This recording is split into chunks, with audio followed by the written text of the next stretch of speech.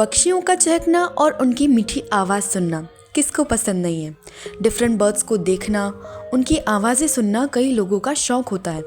लेकिन एक ऐसे इंसान के जिन्होंने अपनी पूरी लाइफ बर्ड्स के लिए डेडिकेट कर दी, अपने वजूद को बर्ड्स के लिए न्योछावर कर दिया और अपनी पूरी ज़िंदगी उन्हीं के लिए गुजारी। I am talking about doctor Salim Ali, the Birdman of India. उनकी पूरी ज़िंदगी कुछ ऐसी थी जिसके बारे में सुन के भी हमें इंस्पिरेशन मिले। वो अपने प्रोफेशन से एक ऑर्निथोलॉजिस्ट थे, यानी कि पक्षीविद थे। इन दिस प्रोफेशन उनकी कामयाबी के चलते उन्हें एक इंटरनेशनल अवार्ड मिला था, which was about ₹5 lakhs। But the legend doctor Salim Ali has donated that amount to Bombay natural historical society.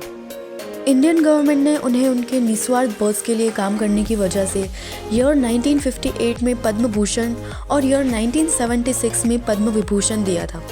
लेकिन what was the story of this legendary person, और उनका किरदार क्या था, उनकी लाइफ कैसी थी, जिसके बारे में जानकर you will get inspiration about your profession. So let's know about it. Firstly, Birdman of India को बर्ड्स के बारे में इंटरेस्ट कब से जागा, उसके पीछे भी एक स्टोरी है। सलीम अली बहुत छोटी उम्र में ऑर्फन हो गए थे। उनके पेरेंट्स के जाने के बाद वो अपने अंकल के साथ रहते थे। जब सलीम 10 साल के थे तो उनके अंकल अमीरुद्दीन तैयब जी ने उन्हें एक एयरगन गिफ्ट की थी। इससे वो एक बार खेल रहे थे तो उन्होंने एक स्पैरो को गन से हिट कर दिया। सलीम उसको उठाने के लिए दौड़े और बड़ी ही दिलचस्पी के साथ उसे ऑब्जर्व करने लगे। चिड़िया की गर्दन पे एक येलो स्पॉट था। वो दौड़ के अपने अंकल के पास गए और उन्हें चिड़िया को दिखाने लगे।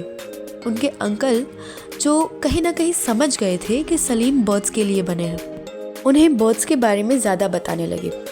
और उनके इंटरेस्ट को देखते हुए अंकल अमीरुद्दीन ने सलीम को मुंबई नेचुरल हिस्टोरिकल सोसाइटी के ऑनररी सेक्रेटरी WS मिलाड से मिलाया।